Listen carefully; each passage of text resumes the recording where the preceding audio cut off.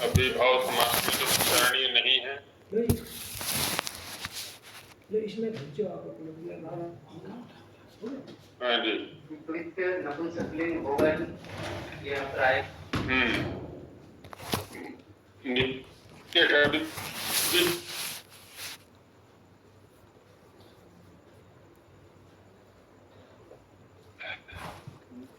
तो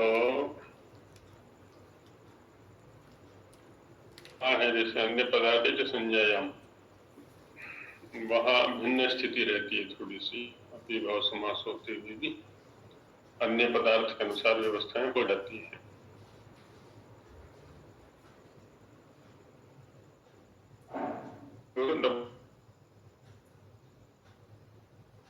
नाभिभाव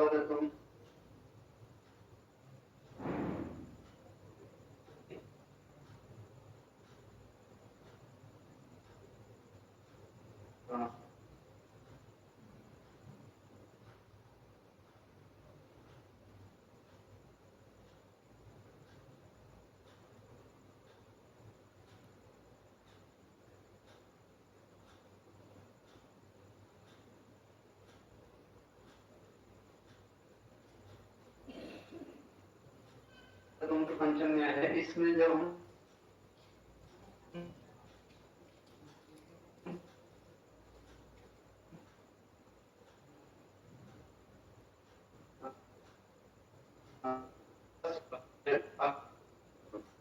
जब अव्यय बन ही गया उसके सानिध्य से, जो उसके सानिध्य से संपूर्ण समान से पंचमी को विदित करें, उसके अवकाश दे, और पंचमी को श्रुति में अभी अदंत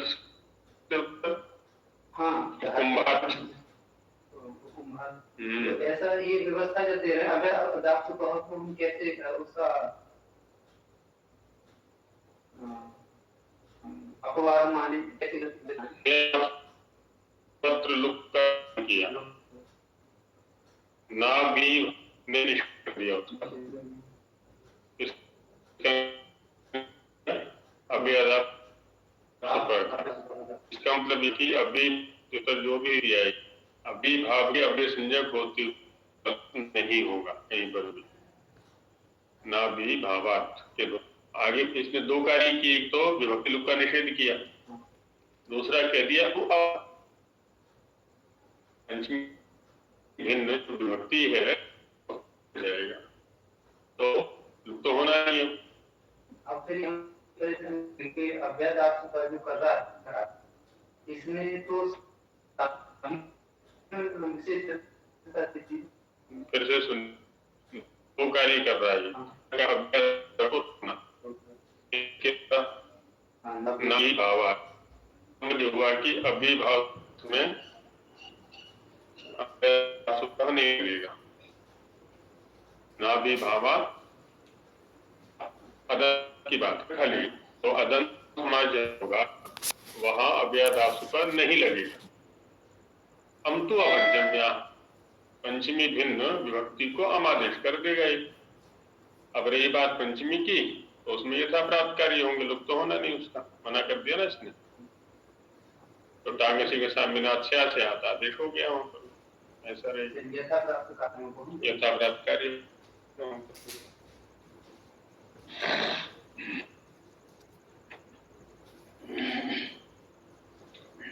चलिए आगे बढ़ते हैं।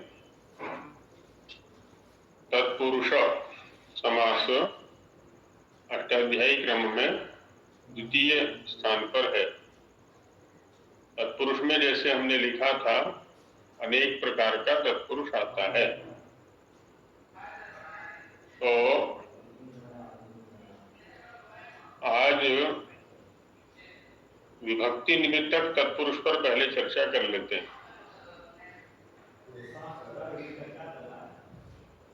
विभक्ति निमित्तक है ना, या विभक्ति विशेष निमित्तक, ऐसा भी कर सकते हैं। विभक्ति विशेष निमित्तक जो तत्पुरुष होता है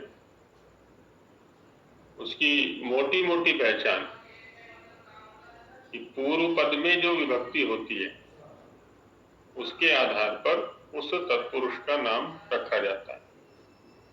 पूर्व पद में जो विभक्ति होती है, जैसे अव्ययीभाव समास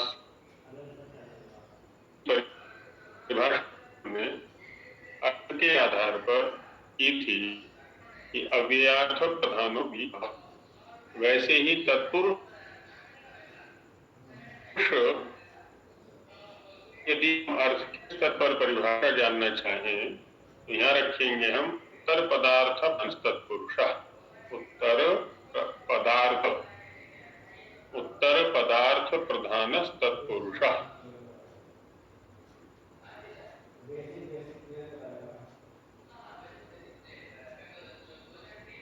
उत्तर पदार्थ प्रधान तत्पुरुष।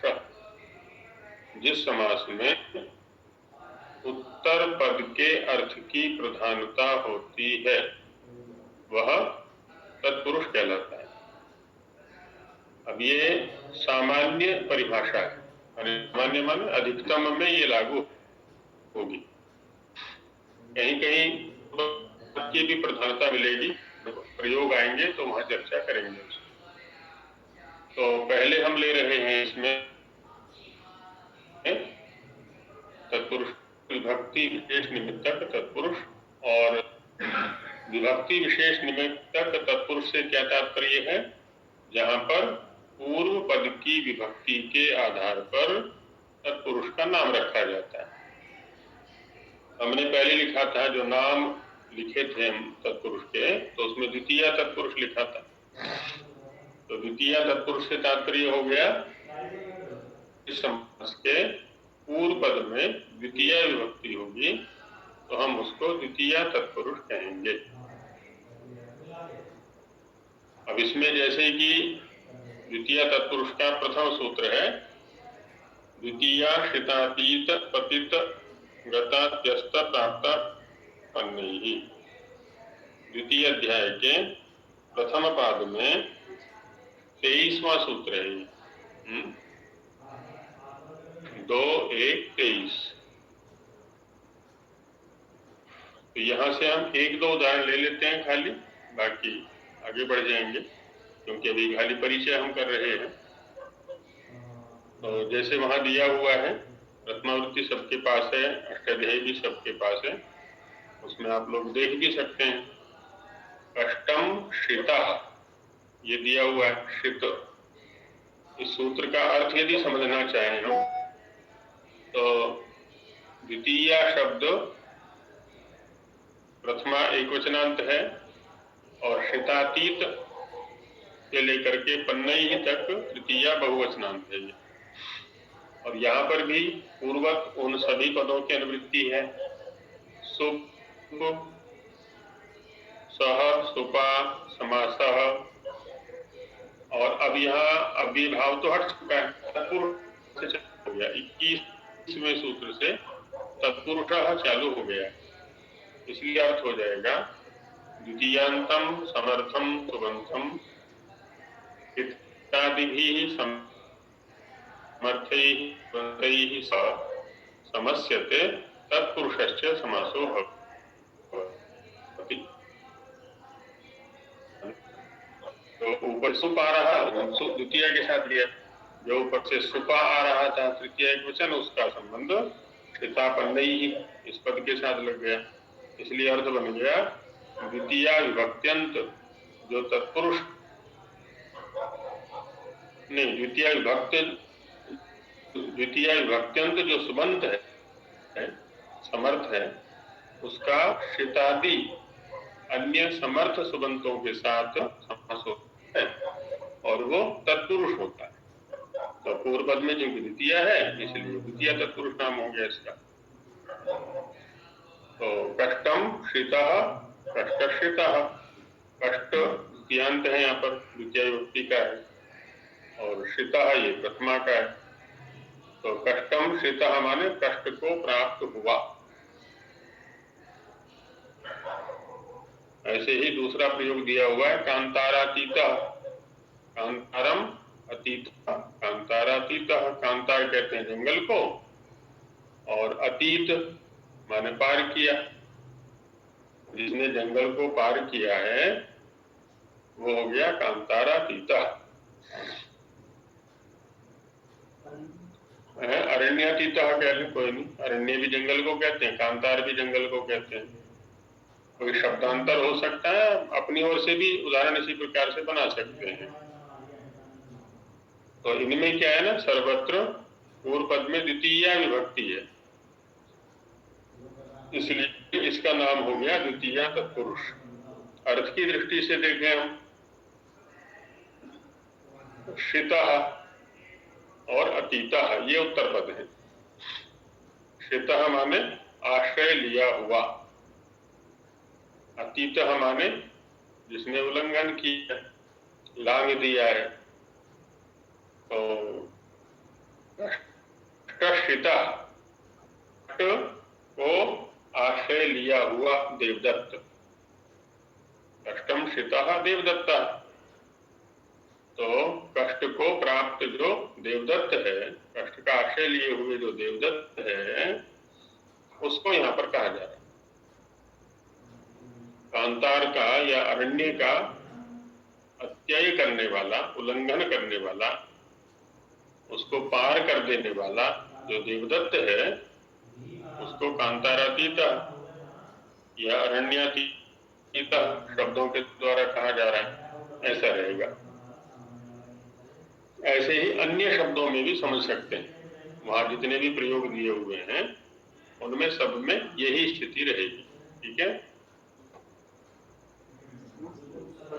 अच्छा जी, हाँ, सुबंते सब विकल्पे समस्यते ये भी लिखा। हाँ जी, हाँ जी, हाँ जी, हाँ, विभाषा भी चल रहा है ऊपर से, जो ऊपर ये गया 11वें सूत्र से विभाषा का संबंध है। विभाषा परि बहिर्भाषा, विभाषा या विकल्प, विभाषा या विकल्प एक ही अर्थ में है। इससे तात्पर्य है कि एक पक्ष में हम वाक्य का भी प्रयोग कर सकते हैं, कांतारम अतीतः का भी प्रयोग कर सकते हैं और कांतारातीतः पद का भी प्रयोग कर सकते हैं, दोनों का प्रयोग कर सकते हैं। अव्ययीभाव समास में ये स्थिति नहीं थी, उपकुंभम का ही प्रयोग होगा, उप और कुंभम का अलग अलग प्रयोग नहीं होगा, उप और कुंभ का अलग अलग प्रयोग नहीं होगा, वहां पर एक ही पद के रूप में प्रयोग होगा। वहां विकल्प वाली स्थिति नहीं थी, वहां नित्य स्थिति थी। और जितने भी अश्वपद विग्रह वाले समास होंगे उनमें वाक्य का प्रयोग नहीं मिलेगा, इसीलिए बाकी सब अनित्य समास है या विकल्पित समास है या विभाषा समास है, उनमें वाक्यों का भी प्रयोग कर सकते हैं और समस्त पदों का भी प्रयोग कर सकते हैं, ऐसा रहे। तो और भी इसमें आप लोग देख सकते हैं, बाकी अभी तो परिचय किया जा रहा है। 23, 24, 25, 26, 27, 28 तक जो है ना,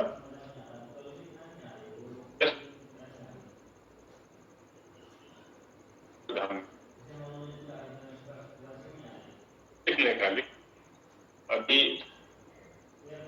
में जाने की आवश्यकता नहीं है, परिचय की दृष्टि से देख सकते।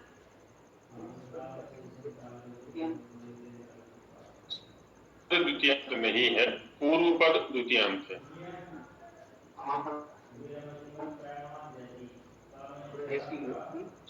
तो विभक्ति अपनी इच्छा है, कोई सी भी रख सकते हैं। अब माना बन गया आपका कष्टित शब्द, अब कष्टित शब्द आप किस विभक्ति में प्रयोग करना चाहते हैं? कष्टितः देवदत्तः, कष्टितौ देवदत्तौ, देवदत्तः, कष्टितं देवदत्तं पश्य, कष्टितेन देवदत्तेन एतत् कार्यं कृतं, कष्टाय देवदत्ताय पुस्तकं देहि, कष्टस्य पुस्तकस्य देवदत्तस्य पुस्तकम् अस्ति। इसी विभक्ति का प्रयोग कर सकते हैं आप। यहाँ पे दो चीजें अलग अलग है। हाँ, ये समास हो गया हमारा उत्तर पदार्थ प्रधान, उत्तर पदार्थ, और इसका तत्पुरुष वो दे क्योंकि तत्पदार्थ प्रधान तो सभी तत्पुरुषों में समान है, उसके कारण से हम कुछ व्यवस्था नहीं दे सकते। विशेषता देनी है तो जहाँ भिन्नता है उसी के आधार पर भिन्नता दे सकते हैं हम, वो पूर्व पद में है, तो उसके आधार पर अलग अलग नामकरण हो गया इनका, ऐसा रहेगा। उत्तर पद पदार्थ कहने का तात्पर्य सिर्फ इतना है कि कष्ट की वजह श्रितम के अर्थ को प्रधानता देते हैं। कष्ट उसके अनुसार रहेगा। जैसे अभिभाव में अन्य जो सुबंध था वो अव्यार्थ के अनुसार चलेगा, अव्यार्थ की प्रधानता है।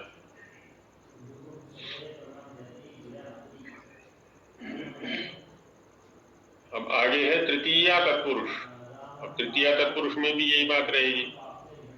इसके लिए है 29वां सूत्र, तृतीया तत्कृतार्थेन गुणवचनेन।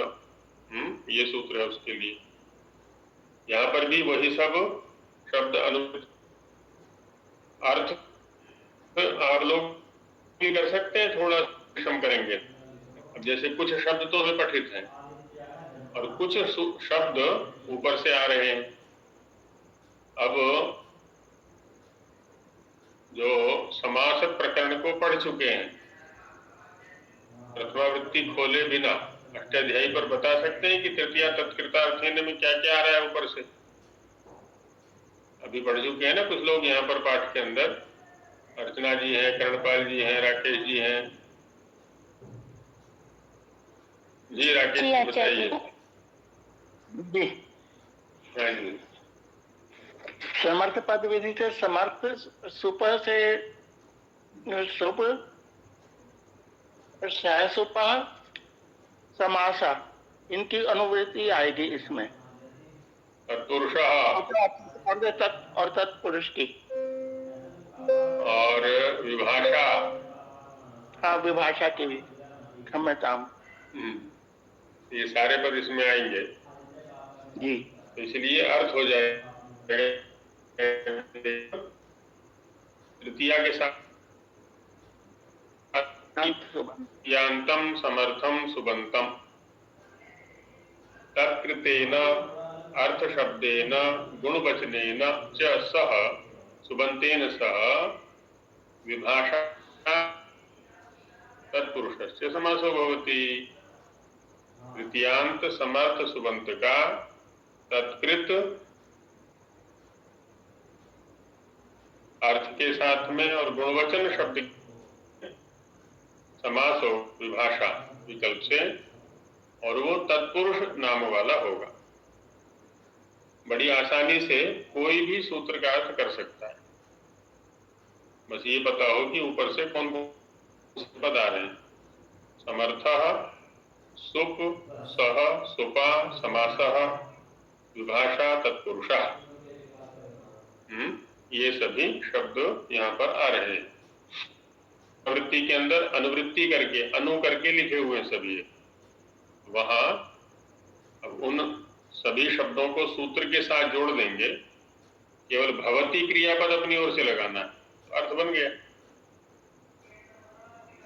तो यहाँ पूर्व पद में तृतीयांत पद रहेगा, तृतीया विभक्ति वाला पद रहेगा। तत्कृत, तत्कृत में समास है तेन कृतम तत्कृतम।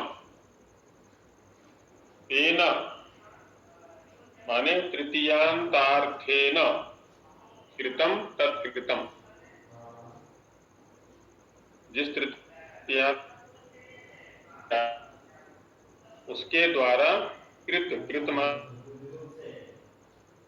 पदवाची होना चाहिए। जैसा हुआ उत्तर पद से यहाँ दिया हुआ है संकुलाखंड किरीकाणा, ये दिया हुआ है। तो शंकुला से संभवतः सभी लोग खेले होंगे, जो गांव के लोग हैं यहाँ पर। शंकुला, शंकुला माने हरियाणा में बोलते हैं खुड़िया, नहीं गुल्ली नालग है, हॉकी। तो कोई भी टेढ़ी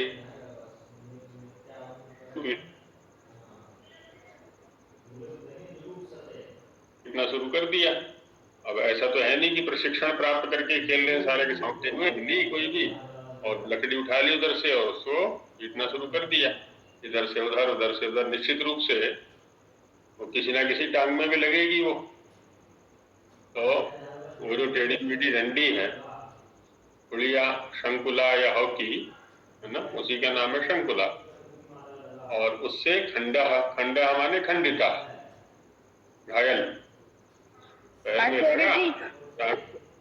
हाँ जी, ये सरौता जो है ना, डंडी को नहीं कहते हैं। वो जो लोग पान आदि खाते हैं ना, तो उनको सुपारी छोटे छोटे टुकड़े करके जो सुपारी के करते हैं, उसी को सरौता, वो उससे काट देते हैं सरौते से सुपारी के छोटे टुकड़े। हाँ, आ रहा हूँ अभी, उधर भी आ रहा हूँ अभी इसका प्रसिद्ध अर्थ लिया हमने जी। शंकुल्या खंडः, शंकुला खंडः, और शंकुला से ही मिलता जुलता शब्द है हरियाणा में खुड़िया, उसको खुड़िया बोल देते हैं। तो खेल रहे हैं, खेलते खेलते टांग में लग गया तो घायल हो गया।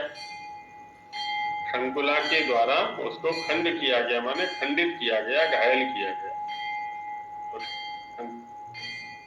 यहाँ जो अर्थ लिखा हुआ है वो लिखा हुआ है सरोते के द्वारा सुपारी के टुकड़े किए गए। शंकुला का अर्थ दिया है सुपारी, वो सरोता। तो सरोता वह है जिससे कि सुपारी के टुकड़े किए जाए। जो पानी करते हैं, पान तो सभी नहीं खाते हैं, लेकिन बागवानी करते हैं तो उसके कटर आता है, गुलाब की टहनी काटने के लिए या और इसी प्रकार से छोटी मोटी शाखाओं को, पौधों की शाखाओं को काटने के लिए कटर आता है। तो ठीक वैसा ही लगभग सरोता भी होता है। तो एक अर्थ ये भी किया जाता है, सरोते से काटा हुआ, खंडित किया हुआ, टुकड़ा किया हुआ। तो ऐसे ही किरी काना। अब किरी का अर्थ यहाँ पर दिया हुआ है सूकर, सुअर, सुअर के द्वारा काना किया गया। अब ये थोड़ा जबरदस्ती सा लगता है। अब किरी का अर्थ यदि हम कर लें गिल्ली, गिल्ली डंडा, तो पहले गिल्ली डंडा खूब खेला करते थे, अभी भी खेलते होंगे गांवों में। तो जब गिल्ली को डंडे से मारते थे तो उछलती हो जाती थी वो। अब किसी की आंख हमें लग गई, लगे तो कर दिया काना उसको। तो किरीना काना, किरी काना, गिल्ली के द्वारा काना हो गया वो। तो यहाँ पूर्व पद क्या है, किरी अथवा शंकुला, उसके द्वारा किया गया क्या, खंड या काना। तो जो उत्तर पदार्थ है वो पूर्व पदार्थ के द्वारा संपन्न हुआ है। तृतीयांतार्थ, तृतीयांत कौन है, शंकुला, शंकुलया, उसका अर्थ हो गया वह काटने वाला साधन विशेष, चाहे हम हॉकी कह लें या वो सरोता कह लें। अब उसके द्वारा किया गया क्या, खंडा, खंडिता, घायल। तो इस प्रकार से शंकुला, खंडा है ना, और किरीकानय तत्कृत के उदाहरण हो जाते हैं। ऐसे ही अन्यों में भी ये घटना घटेगी। जो और उदाहरण वहां पर दिए हुए हैं वहां तत्कृत नहीं होगा, वहां गुणवचन होगा या अर्थ शब्द के धान्येन अर्थ, धान्यार्थ आदि प्रयोग दिए हुए हैं यहाँ पर। तो पूर्व पर तृतीयांत है यहाँ पर, इसके कारण से इसको तृतीया तत्पुरुष कहा जाता है। ऐसे अन्यों में भी है 30, 32, 33, 34, 29 से लेकर के 34वें सूत्र तक ये तृतीया तत्पुरुष का प्रकरण है। तो यहाँ सर्वत्र पूर्व पद जो रहेगा वो तृतीयांत है और उत्तर पद सामान्य रहेगा दूसरा। ऐसी स्थिति है। देखिए 32वें सूत्र में, हाँ जी,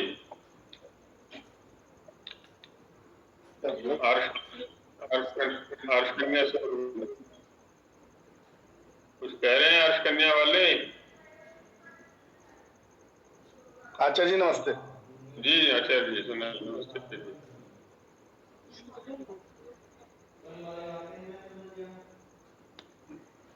तो अब देखिए 32वें सूत्र में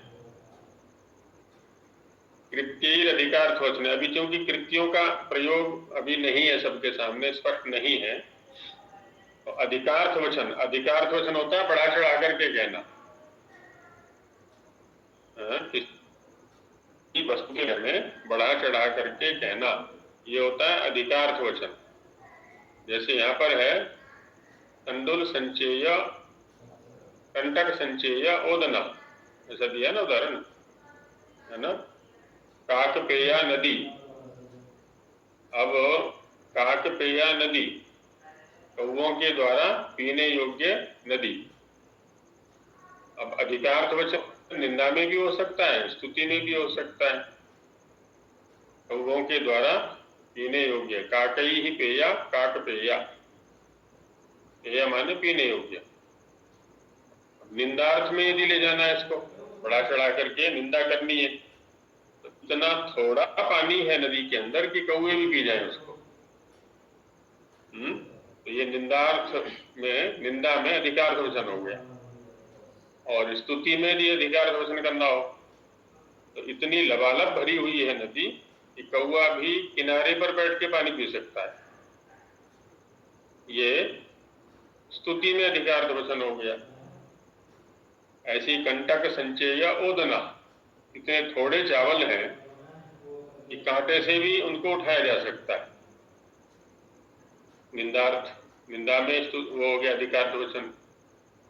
और स्तुति में अधिकार्थवचन करना हो तो चावल इतने खिले हुए बने हैं, जिसको भात कहते हैं, भक्त कहते हैं, अलग अलग, एक एक दाना अलग अलग, कि उनको कांटों से भी हम बीन सकते हैं, कांटों से भी उठा सकते हैं। तो ये स्तुति में अधिकार्थवचन हो गया। तो ऐसे अनेक प्रकार से समास होगा, लेकिन तृतीयांत ही पूर्व पद है यहाँ पर भी। काकई ही पेया या कंटकई ही संचेया, संचेया ओदना।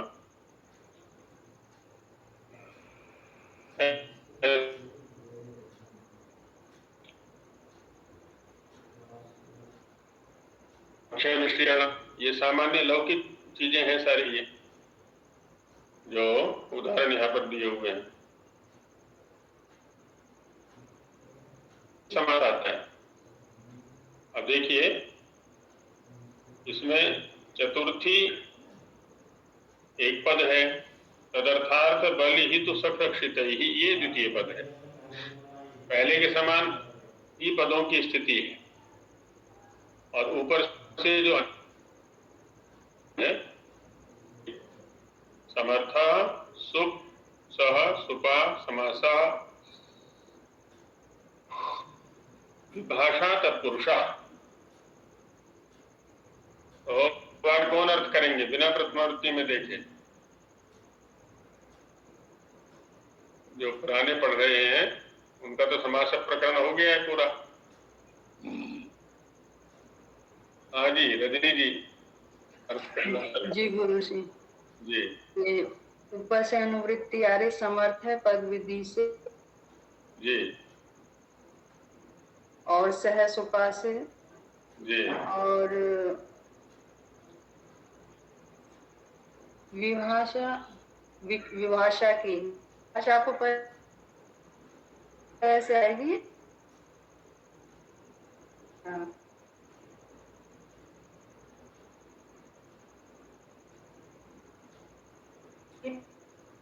एक वचन है, तदर्थार्थ बलिहित तृतीया बहुवचन। क्षण सुबंतम,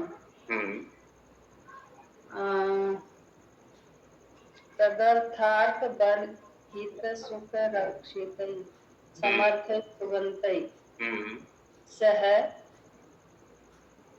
विभाषा समस्यते पति, बस इतना सा अर्थ हो गया इसका।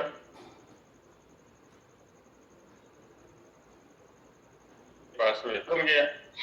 रटने की आवश्यकता ही नहीं कहीं पर भी। मूल अष्टाध्यायी को याद करने पर इसलिए आग्रह किया जाता है कि पूरे प्रकरण का ध्यान हमें रहे कि ऊपर कौन कौन से सूत्र गए हैं, उनसे क्या क्या पद आ रहे हैं। तो पुस्तक लेने की आवश्यकता नहीं पड़ेगी बार बार। याद नहीं होगा तो फिर पुस्तक खोल के देखना पड़ेगा बार बार हमें। तो यहाँ चतुर्थ्यंत पूर्व पद होगा, चतुर्थी विभक्त्यंत पूर्व पद में रहेगा। और बाकी तदर्थार्थ है ना, तदर्थ से तात्पर्य तस्मै इदम तदर्थम। इसको तादर्थ्य भाव भी कहा जाता है, किसी के लिए किसी का होना, है ना। तो तादर्थ्य भाव भी इसको कहा जाता है।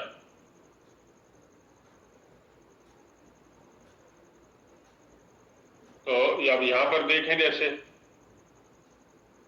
चतुर्थ्यंत तदर्थवाची उत्तर पद रहेगा चतुर्थ्यंत के लिए,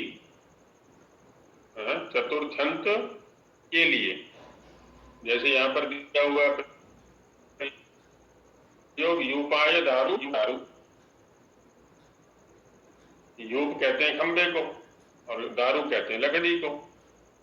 यहाँ पर यूप के लिए दारू, यूप चतुर्थ्यंत है, तो उसके लिए दारू लकड़ी, माने जिस लकड़ी से यूप बनना है।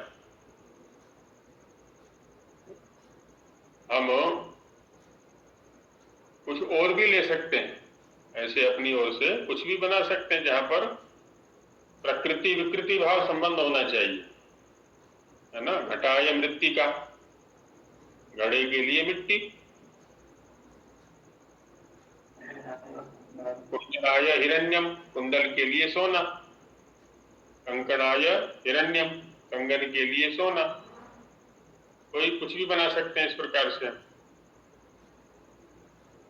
हाँ जी, प्रकृति विकृति से भिन्न नहीं कर सकते, जैसे यज्ञ सामग्री।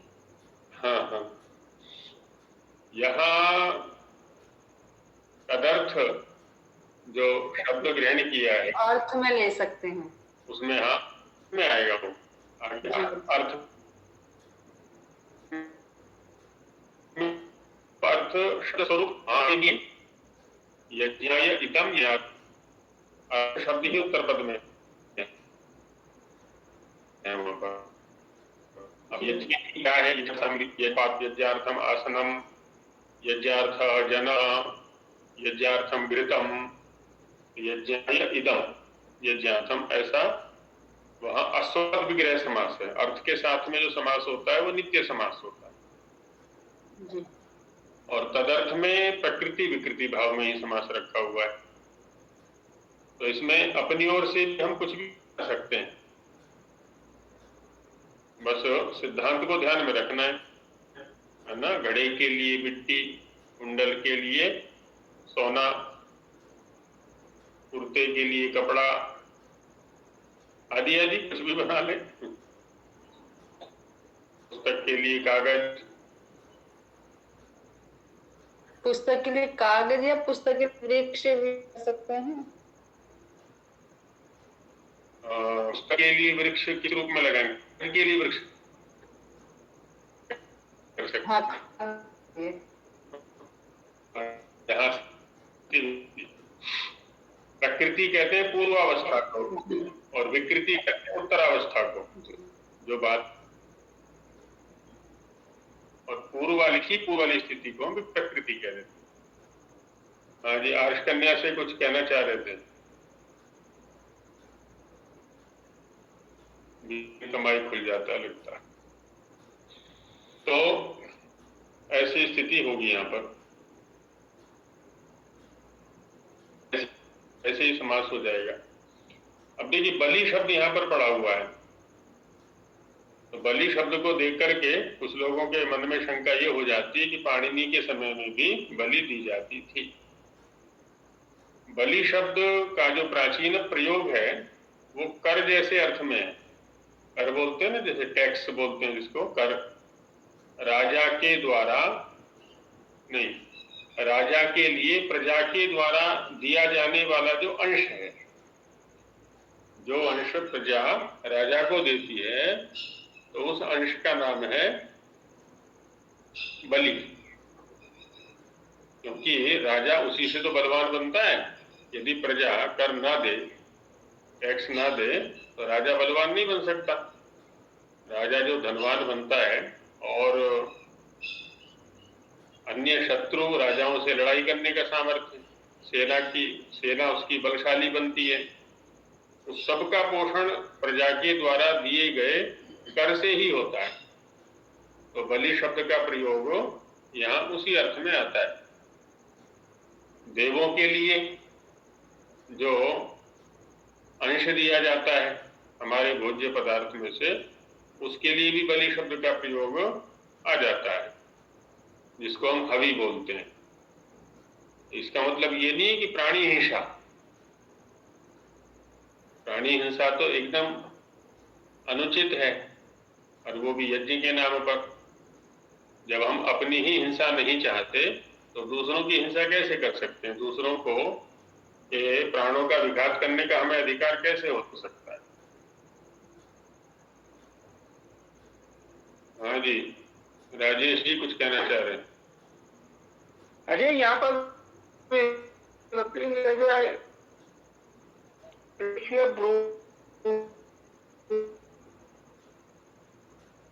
वो हविष्य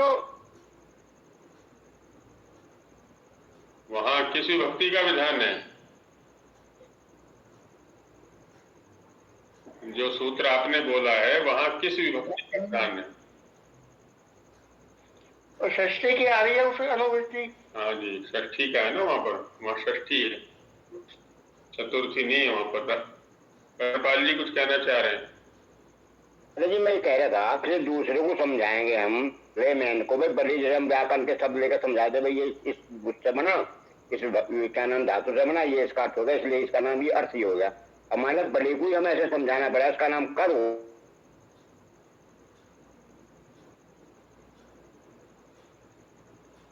अंदर के लिए दे हैं, इन ताकत के लिए, कुबेर ताकत देने के लिए, जैसे मुझे ऐसे बलि बन करने के लिए तुम दे, कैसे समझाएंगे? हाँ जी, अब यहाँ देखिए बलि हम भी लेते हैं, कर्णपाल जी भी बलि लेते हैं, प्रतिदिन दिन में कई बार लेते हैं।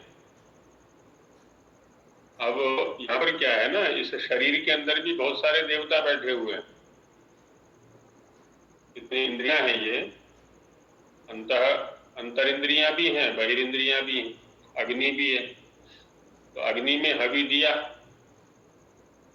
और उस अग्नि ने सभी देवों को पहुंचा दिया, सभी इंद्रियों को पहुंचा दिया, उनसे सभी इंद्रियां बलवान बन गई। यही स्थिति प्राकृतिक स्तर पर है, बाहर ब्रह्मांड के स्तर पर हम पंच महाभूतों से सारी शक्ति ले रहे हैं, सारे संसाधन ले रहे हैं, उनका उपयोग ले रहे हैं। तो उनको शुद्ध रखना, उनको स्वस्थ रखना भी हमारा काम है। जैसे इस शरीर नहीं रखेंगे तो इस शरीर से काम नहीं ले सकते हम। शरीर को स्वस्थ रखना, शरीर को पवित्र रखना, ये हमारा दायित्व है। ये छोटा शरीर हो गया जो हमारे पास है, ये बड़ा शरीर हो गया जो ब्रह्मांड है। जो तत्व यहाँ काम कर रहे हैं इस पिंड के अंदर, शरीर के अंदर, वे ही तत्व ब्रह्मांड के स्तर पर काम कर रहे हैं। तो छोटे इस पिंड से ही जो बड़ा ब्रह्मांड है उसके व्यवहार को समझ लेना चाहिए। जो आवश्यकताएं, जैसी आवश्यकताएं इसकी हैं वैसे ही उसकी भी आवश्यकताएं हैं। हम वातावरण को गर्म कर देंगे, जैसा कि अभी चिल्लाने लगे इतना टेम्परेचर हो गया, इतना टेम्परेचर हो गया, भूमि में पानी समाप्त हो गया, फसलें ठीक से नहीं हो रही हैं, तो हम शोषण तो कर रहे हैं, पोषण नहीं कर रहे। यदि पोषण भी करते रहें तो ये समस्या नहीं आएगी। तो बलि के स्वरूप को गर्भित कर दिया, इसलिए सारा संतुलन बिगड़ा हुआ है। तो जिसका जो अंश है उसको पहुंचाना, उसको देना। आचार्य हम तो समझते हैं कि ये अर्थ है इसका, लेकिन इसको ये बलि शब्द बना कैसे, ये मैं पूछना चाह रहा था। अच्छा अच्छा अच्छा अच्छा। हाँ, मैं पूछना चाह रहा था। हम तो समझ रहे हैं कि ये चीज है। हाँ जी हाँ जी, बल बल शब्द को तो समझते हैं ना, बल किसको कहते हाँ हैं। जी हाँ जी हाँ जी हाँ, इसमें तो कोई समस्या है ही नहीं। हाँ जी। और बल से ही बलि बन गया, है? बल से ही बलि बन गया। हाँ बलि जी का जैसे धन से धन गया, हाँ जी हाँ जी हाँ जी हाँ जी ऐसे ही बल से बलि बन गया। हाँ जी। तो धन से धनी बना तो क्या अर्थ बना, धन वाला। धन्यवाद। हाँ जी, बिल्कुल सही है।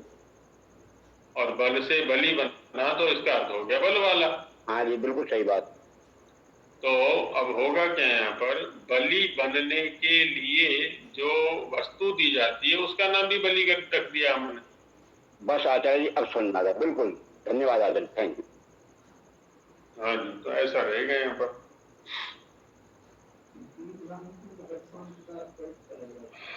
होता क्या है, वहां है अतइनी धनौ, धनी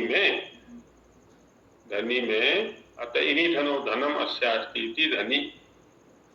और यहाँ पर वल संवरणे धातु से औणादिक ई प्रत्यय हो गया है, बलि। वलते संवृणोति इति बलि, ऐसा माने भाव एक ही निकलेगा। प्रत्यय की जो प्रक्रिया है या सिद्धि की जो प्रक्रिया है वो अलग अलग हो गई है, बस इतना है।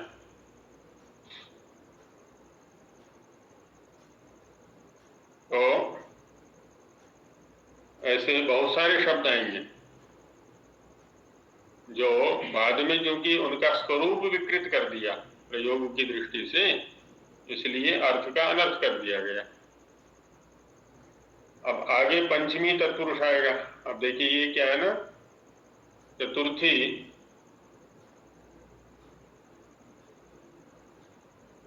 जो तत्पुरुष समास है वो एक सूत्र में रहा, 35वें में आगे आ गया पंचमी भयेन। पंचमी भयेन को अर्चना जी समझाएंगी।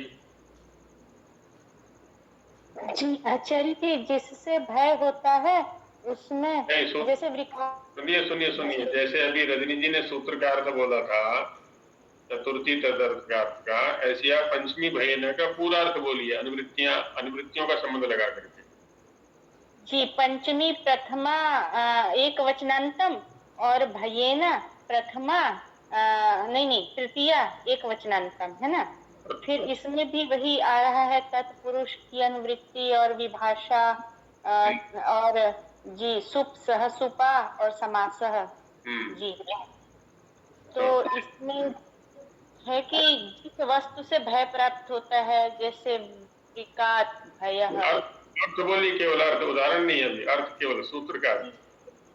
जी जी, तो जो पंचम्यंत होता है सुबंत, वह तृतीयांत सुबंत के विकल्प से समास को प्राप्त होता है और वह तत्पुरुष समास होता है।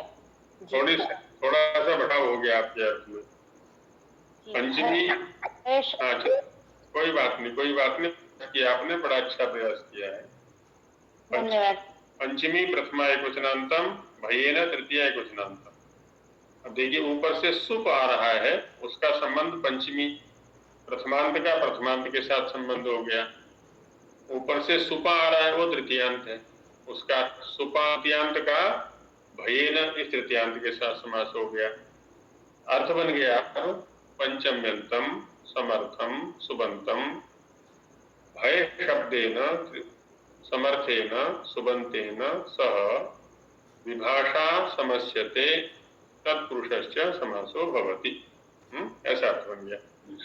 पंचम्यंत जो समर्थ सुबंत है उसका भय इस शब्द के साथ समर्थ सुबंत समास और पंचमी तथा, क्योंकि यहाँ इसलिए पंचम्यंत रहेगा, पुरुष हो गया ये। जैसे यहाँ पर उदयम, विकार भयम, वृक भयम। अब जिससे भी भय लगता है उसको पूर्व पद में रख ले, हम उत्तर पद में भय को रखेंगे। सिंहात भयम, सिंह भयम, या महार्घात भयम, महार्घ माने महंगाई, महार्घात भयम, महाभयम। बाह्य भोजनात् भयम, बाह्य भोजन भयम। मुझे क्या शब्द बोला आपने महंगाई के लिए? महार्घ, अर्घ माने मूल्य, महा माने बड़ा जी। महार्घ, अर्घ, महार्घ। तो महार्घात भयम, महार्घ भयम। बाह्य भोजनात् भयम, बाह्य भोजन भयम। आधुनिक चिकित्सा भयो भयम। जो भी लगाना चाहे, जहां जहां से भी हमें भय होता है उस पूर्व पद में रख दें। वाक्कीलेभ्यो भयम, वकीलों से भी तो भय लगता है ना, तो वाक्कीलेभ्यो भयम, वाक्कील भयम। रक्षा भी करते हैं ये। आचार्य जी प्राट विवाद वाक्कील भी बोलते हैं। जो सामने वाले की वाणी को ताला लगा दे, बोलने ना दे सामने वाले को, तो वकील यही तो काम करते हैं? अधिवक्ता भी है, वकील भी है, प्राण विभाग भी है। प्राण विभाग का भी यही अर्थ है, बोलने में जो चतुर है। तो विभाग, विभाग बेबाक बोलता हो, बिना रोक टोक के बोलता हो, जो सामने वाले को बोलने का अवसर ही नहीं देता, आदि आदि। अब उदाहरण आपके आसपास खूब मिल जाएंगे, ढूंढने की आवश्यकता है। जिससे भी भय लगता है उसको पूर्व पद में रख दीजिए, उत्तर पद में भय शब्द को रख दीजिए, बस बन गए पंचमी तत्पुरुष के उदाहरण। बड़ी सरल है संस्कृत, और संस्कृत को सीखना, रटने की आवश्यकता नहीं, केवल समझें सिद्धांतों को और उनको अपने व्यवहार से शब्दों को उठा लें। रोगाद भयम, भयम, भोगे रोग भयम, श्लोक में भी तो है ना। तो रोगाद भयम, रोग भयम। कुछ लोगों को अध्ययन से भय लगता है, अध्ययनाद भयम, अध्ययन भयम। आचार्यात भयम। हाँ, तो जिससे भी भय लगता है उसको पूर्व पद में रख दें, बन गया। ऐसे ही चतुर्थी समास था, वहां पर भी जिसके लिए जो आचार्य तो अभयम ही होगा जी। मतलब जब तैयारी नहीं है तब तो भय होगा। जो पढ़ना नहीं चाहते उनको भय लगेगा। जब दंड नहीं होती थी तब 8वीं क्लास में गुरुजी पंडित लाठी से पिटाई करते थे। नहीं, ये होता है ना कि पूछ ना ले, पता नहीं क्या पूछ लेंगे। जी जी, इसलिए भी अपना माइक बंद रखते हैं सब। तो भय नहीं करना चाहिए, माता पिता आचार्य से भय नहीं करना चाहिए। सम्मान तो करें, माता पिता आचार्य ईश्वर जी। आनंद जी को एक सूत्र नहीं आया था तो फिर पिटाई बहुत जबरदस्त हुई थी विचारानंद जी से। उन्होंने कहा था कि अगर नहीं आना तो कल मेरे पास नहीं आना पड़ दे। हाँ, और उसी दंड ने उसको दयानंद बना दिया। उसी दंड ने दयानंद। हाँ, अब क्योंकि दंड, इसलिए दंडे नहीं पड़ते तो दयानंद बनने बंद हो गए। अब मोबाइल पर बैठ के पढ़ रहे हैं, पता नहीं कौन सो रहा है, कौन रसोई बना रहा है, कौन क्या कर रहा है? तो दयानंद कैसे बनेंगे? मैत्रेयी, गार्गी आदि भी तभी बना करते थे वो। कोई नहीं, परिस्थिति के अनुसार सभी लोग बड़ा साहस कर रहे हैं, अपने अपनी व्यस्तताओं में से समय निकाल करके अध्ययन के लिए प्रस्तुत हो रहे हैं। तो ऐसे उदाहरण बना सकते हैं, खेल खेल में उसके सीख सकते हैं बड़े आराम से। जितने भी सूत्र अभी हमने पढ़े ना तत्पुरुष समास के, सब में ऐसी ही स्थिति है। अपने आसपास खूब शब्द बिखरे हुए मिल जाएंगे। थोड़ा ध्यान दें।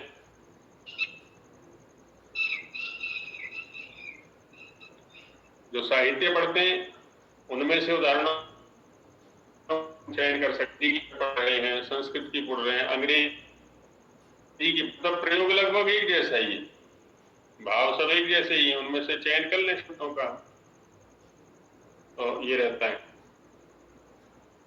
तो इसमें तत्पुरुष के अंदर 36, 37, 38 ये 3 सूत्र हैं। मोटे तौर पर देख लें खाली समय में, और बाकी अपने स्तर पर बना सकते हैं। ऐसे ही सप्तमी तत्पुरुष आया, देखिए आगे, सप्तमी प्रथमा वचनांतम शौंडई ही द्वितीया वचनांतम। इसका अर्थ करेंगे कोई? अब तो अर्थ करने की प्रक्रिया आ गई होगी सभी को। हाँ सर, ये कोई अर्थ हो जाएगा, जैसे ये सब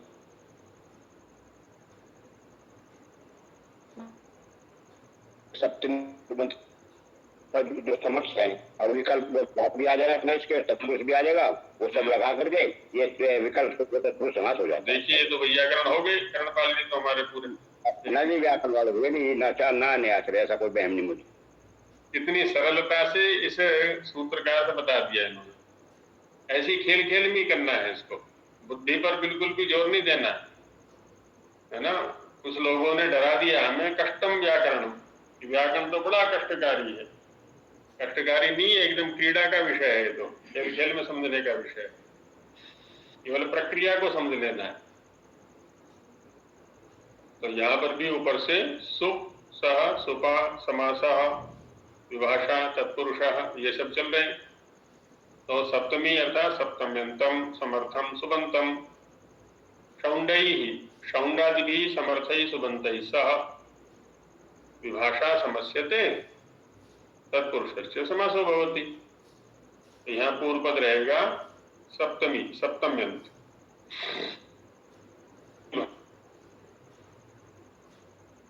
रूप का भी अभ्यास उलट पलट कर उनका बना रहे हमेशा।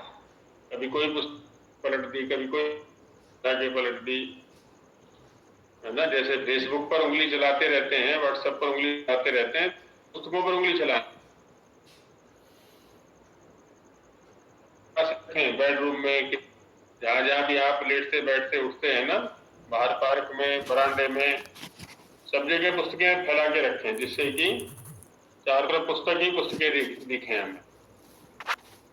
महाभारत में एक श्लोक आया ना गौओं के विषय में, गावों में अग्रता संतु, गावों में संतु पृष्ठता, गौवे मेरे आगे रहें, गौवे मेरे पीछे रहें। सर्वतो में गावा संतु, गवा मध्य वसाम्यहम्, मेरे चारों ओर गौवे रहें, गौओं के बीच में मैं रहूं। तो पुस्तक भी तो गौ ही है, जो हमारी गति का साधन है वो गौ।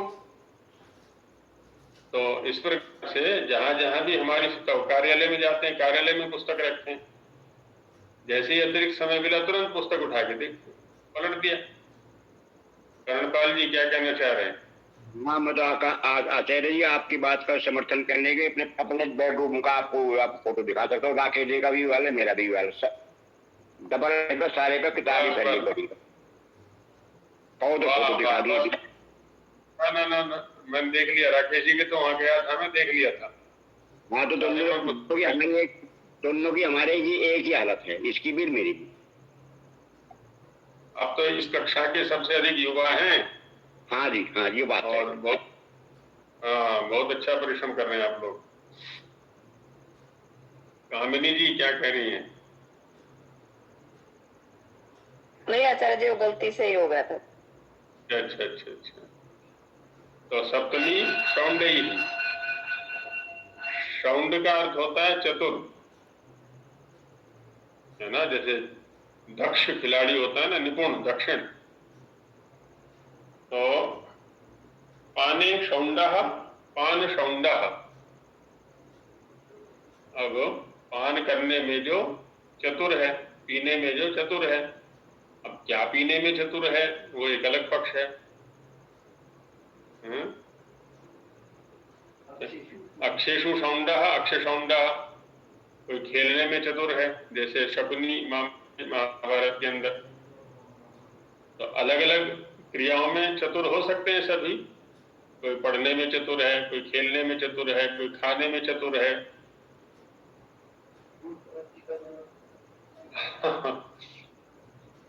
धूर्त का मतलब ये होता है ऐसी चालाकी करे कि सामने वाले की पकड़ में ना है।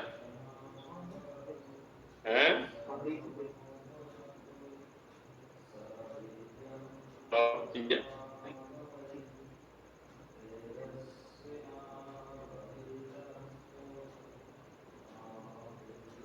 हाँ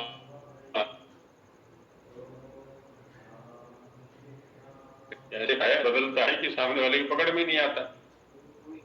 में भी कह सकते हैं स्थिति में भी। हाँ, तो यहाँ उसकी स्तुति की जा रही है, पहुंचा वो जुआरी, अच्छा जोर अच्छा जुआरी है, सामने सफाई के पत्तों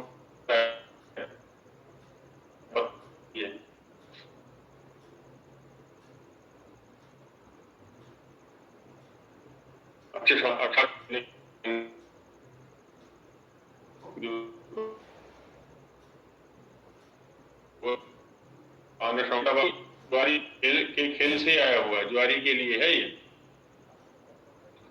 क्योंकि ज्वारी जब जुआ खेलने बैठते हैं आपस में पूछते रहते हैं कि नहीं, किंतवा किंतवा किंतवा किंतवा, तुम्हारा क्या है, तुम्हारा क्या है, क्या लगाओगे अब जुए पर, क्या लगाओगे बाजी में अब।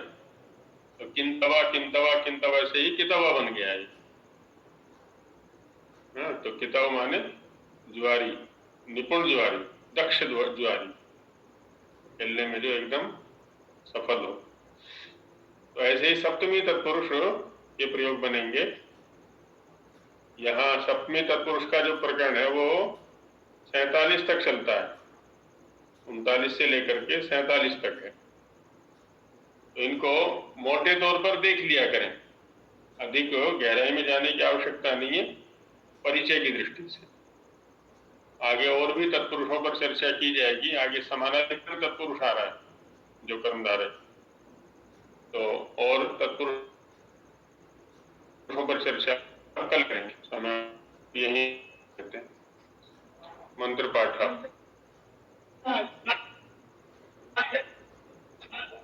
ओम सहभवतु सहनो भुनक्तु सह वीर्यं